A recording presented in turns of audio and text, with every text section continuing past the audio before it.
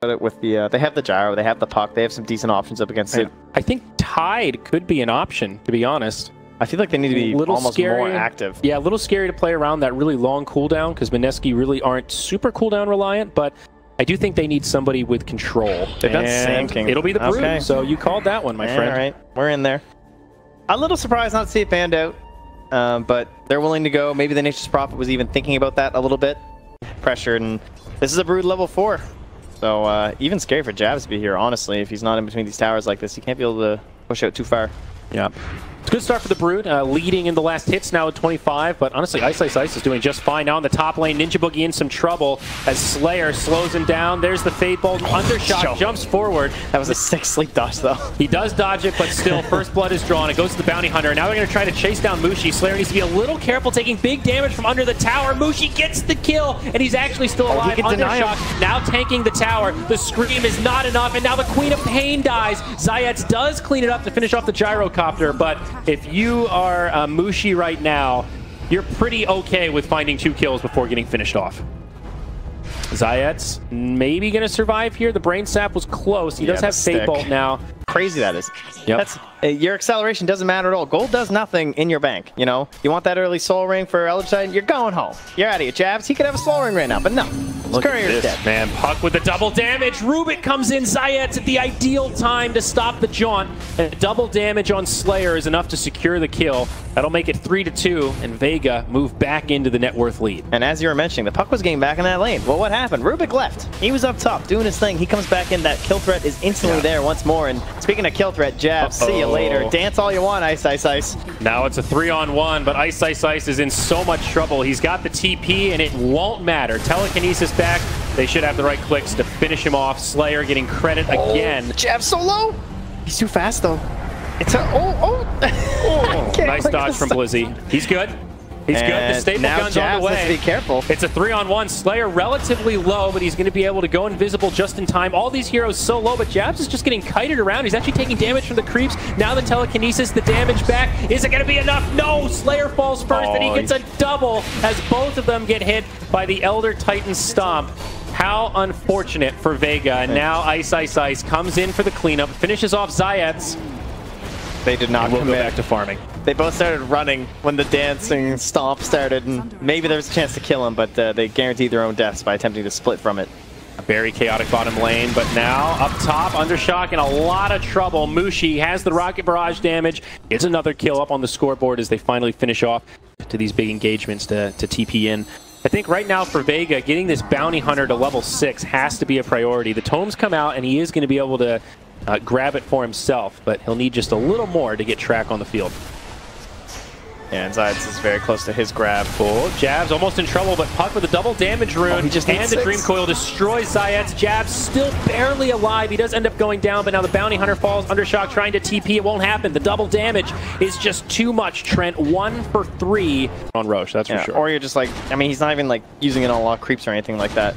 So they will try. Okay, this is a good play, though. The Bounty Hunter to enable the earliest infest. The surprise inside. They go in onto Mushi. He is now level 6 from the tomb, and that means they will have track. They're going to try to chase him down, but Mushi surviving a bit longer than planned.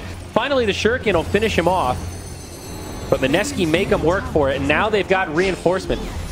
They're going to go in onto the Brood Mother. The Dream Coil comes out first. Now the right clicks, and Moon will have an easy kill. So they do go 1 for 1, core for core. In the bottom lane, though. It has taken like 300 HP for the dire side there. Brood Mother just nothing down here. Oh, Dream Coil to pound Timos and the Fiend Script from afar, but it will get interrupted by the Rubik. Now the Rage comes, and this Lifestealer wants to do some damage. Track onto the Gyrocopter, and Bane will be the one that gets left behind. Good use of the Nightmare, but Fable will finish him off as Zayats gets killed by Moon, who jumps in the back line. Lifestealer not going to be able to armlet toggle to survive, and it will be a 1 for 2, losing the Bane and picking up a kill on that prized position 1 of Vega. Damage from the Earth Splitter, but also great synergy with the Gyrocopter. You know, hold him in place for the rocket barrage, those call downs. Good item. Yeah, this is Vega are just ridiculously one-dimensional, and that's what happens when you have a Brood. Because this is a hero that she has her own game plan, and it's hard to play around Brood and against Brood. Nice gank onto Ice Ice Ice there, and Infest Bomb, exactly what you want to do, but now the counterplay. Dream Coil connects on 2. They kill the bounty first. First Splitter doesn't do a hell of a lot, but there is a double damage now on Lifestealer. So Mineski maybe need to be a little careful. Fiend's Grip stolen by Zayets. Will get interrupted pretty quickly, and Rock Barrage from the high ground finds that kill. Jabs does get brought down. The double damage hurts a little too bad. Very nice. 2 for 2. So far. Ooh. Gets that Gyrocopter from that early BKB, and you know what Manta can't do? Get rid of Nullify. That's true. That's a great item pickup here. It's a Radiant Sentry that's down. Really far wrap around. And they're going to jump on Brood. Dream Coil. She pops the BKB. Stolen Fiend's Grip back onto the Puck. Zayet's actually doing a lot of work, and Puck will fall first. But it will cost the Rubik his life. BKB is now expiring. Jabs not able to make it to the low ground. Vega actually holding their own in this fight. But now Ice Ice Ice is here. He's got the Orchid as well as the Hurricane Pike. Mski getting chased down as Slayer falls. A lot of spread action, but Blizzy really wants this Gyrocopter. Ninja Boogie on his way back in. And they will keep Mski alive for now. He's got no TP though. Oh, the homing missile actually does stun Blizzy. They'll bring him down. And that Orchid on the Lifestealer will not matter though. Still able to get nice and healthy. So, no, nicely done. As to why, like, Ice Ice was playing so far back. They even have a Tinker Ward now from the Radiant. I do like that, but they are being sandwiched. Brood, great spot to scout them. Yep. They figured it out though. They're pinging right there. Breaks the smoke, and they do see him. Puck drops the Dream Coil, now the Fiend's Grip, and Blizzy, although he breaks the smoke, will pay with his life. Meanwhile, up top, Ice Ice Ice in a lot of trouble. They take the opportunity to initiate, and he does go down. Ninja Boogie in the front line, BKB from Undershock. Not much the Boogie can do, but he will survive through it. Vega in full retreat, and the TP's home will be successful. So 1 for 1, they trade off lane. Now up to about 8,500, the biggest lead we've seen this game by pretty big margin. Also, BOT's up on Puck, so a lot of mobility now for the Dire as they smoke and look to move into enemy territory. Ooh, with a DD rune as well on Gyro. Not good news here for Vega. They're infested as well. They want that good engagement. Uh-oh, it might go the other way. The Infest Bomb jumps on top of the Gyrocopter. He does not have an Aegis, and he will go down first. Earth Splitter does a little bit of damage, but they lose Ninja Boogie on top of it. And now Ice Ice Ice trying to TP home. It's going to be close, and he's going to make it. That was mid-swing. Can't believe we got out of there. Whoa. So it's a 1 for 2. Yeah, I mean, there's a common trend, right? They hit the good infest, they win the fight.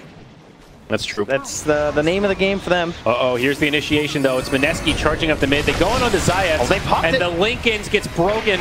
And now Mski getting force-stabbed back. He's still muted, gets hit by the Sonic Wave, but is able to BKB. They'll lose Ninja Boogie. He turns for the cooldown. And Mski now gets tracked up. He's in a lot of trouble. The Manta.